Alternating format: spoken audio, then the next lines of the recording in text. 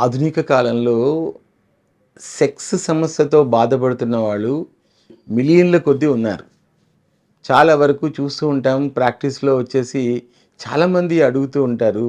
నాకు ఈ మధ్య కాలంలో అంగస్తంభన అనేటటువంటిది సరిగ్గా జరగట్లేదు. సెక్స్ చేయలేకపోతున్నాను. తొందరగా వీర్యం వచ్చేస్తుంది. అసలు చాలా అంగం మెత్తబడిపోతుంది అని చెప్పేవాళ్ళు చాలామంది ఉన్నారు.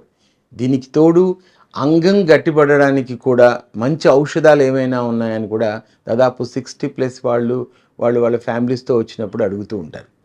సో, ఇక్కడ ప్రధానంగా మనం ఒక రకంగా చెప్పాలంటే నిశ్శబ్దాన్ని ఛేదించాలి. సో, ఇది ఒక రకమైనటువంటి వైద్యపరంగా చూసేటటువంటి అంశం. సో, ఈ అంగస్తంభన సమస్యని ఎరెక్టైల్ డిస్‌ఫంక్షన్ అంటారు.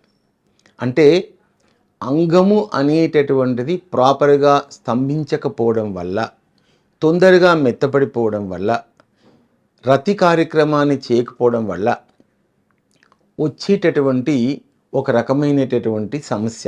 ఇది వైద్యపరంగా చూసేటటువంటి విషయం.